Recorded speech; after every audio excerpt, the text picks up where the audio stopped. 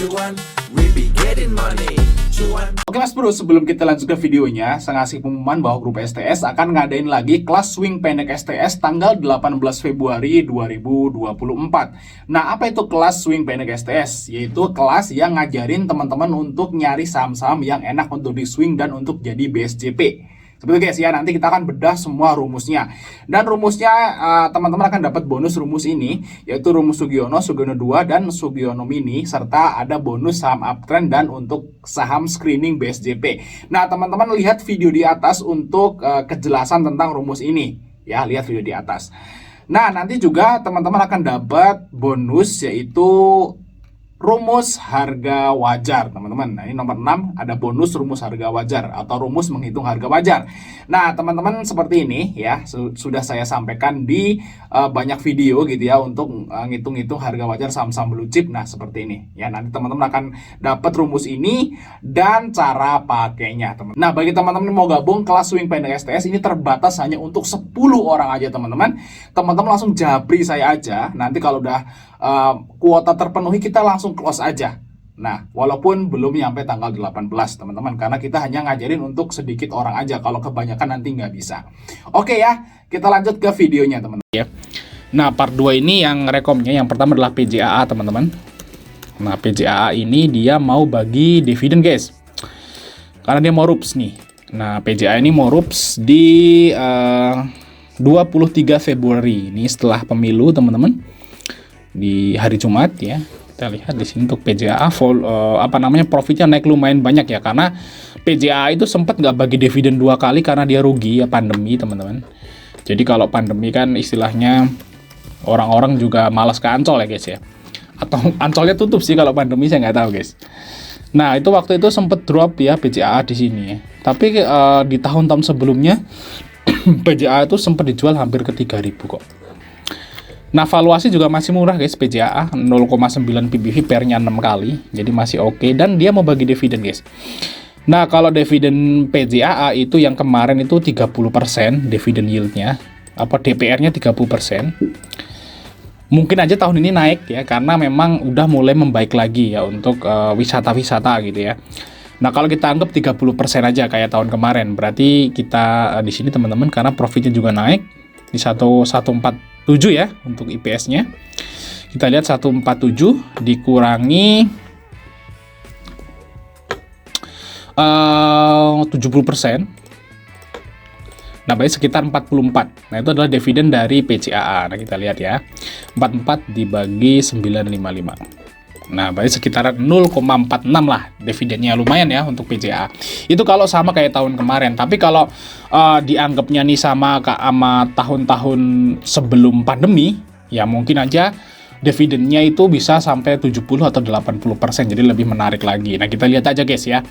Untuk PJAA ini rupsnya besok gimana gitu ya. Kalau sama kayak sebelum pandemi ya mungkin bisa gede, bisa Rp100 untuk dividennya. Tapi kalau masih sama kayak pandemi, setelah pandemi ya mungkin cuma 44. Tapi 44 pun juga masih oke lah untuk PJAA teman-teman.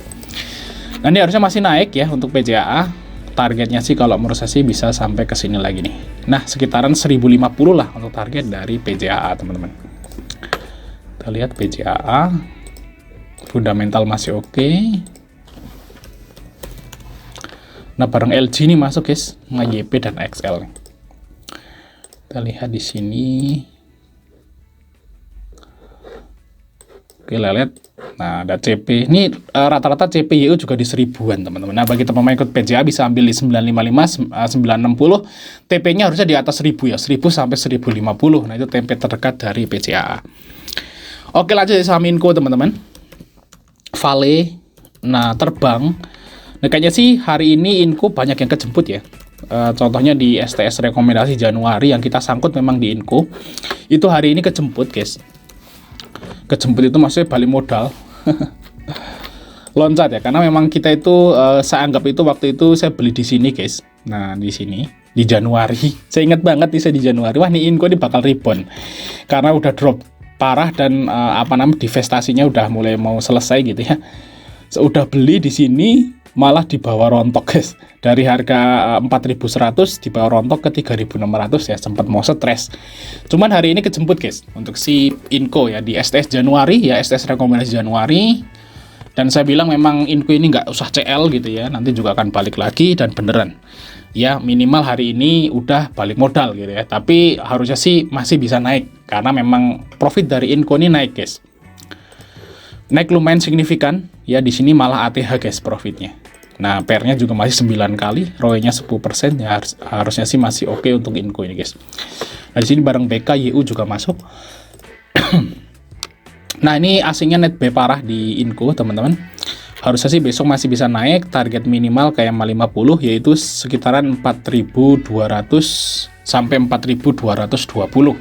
Itu target dari Inco. Jadi bagi teman-teman yang belum punya Inco bisa ambil di 40 60, 40 70, TP-nya di 4.200 lah guys ya, kurang lebih.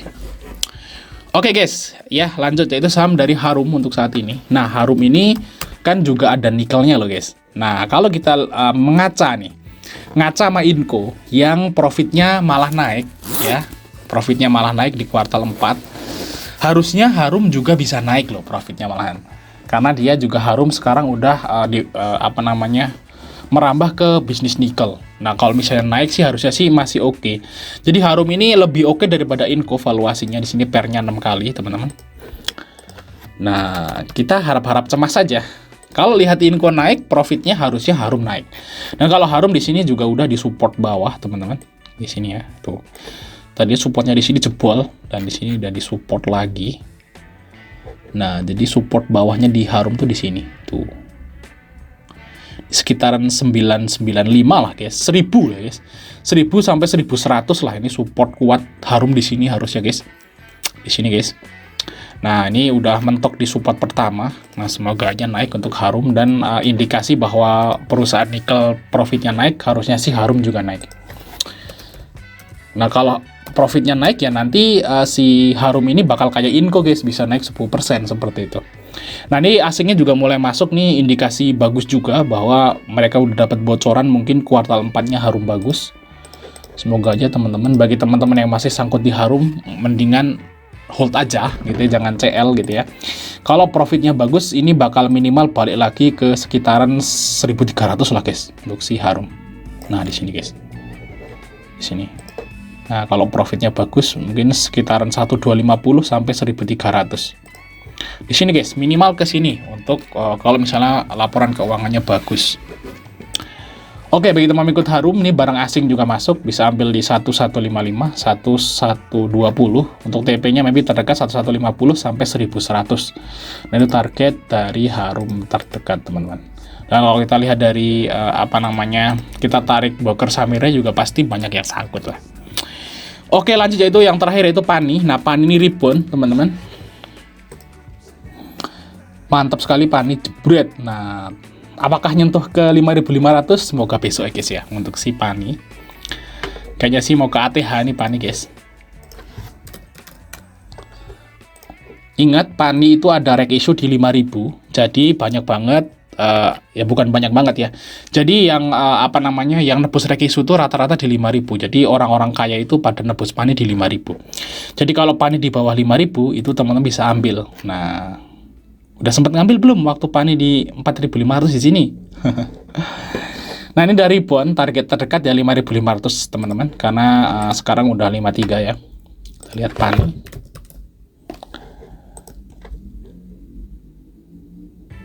Bentar. Nah BK nih ini di 5.000 guys si AK dan BK guys. Nah ini AK masuk lagi di 5.200 lah. Nah, Pan ini juga kalau fundamentalnya masih bagus teman-teman, walaupun PBV-nya udah tinggi ya. Tapi punya sama orang kaya guys. Nah, bagi teman ikut Pan ini bisa ambil di 5.300 ya. Nanti untuk TP-nya minimal banget di 5.500. Oke, mungkin itu aja Mas Brim. Jangan lupa untuk like dan subscribe. Sampai ketemu di video berikutnya.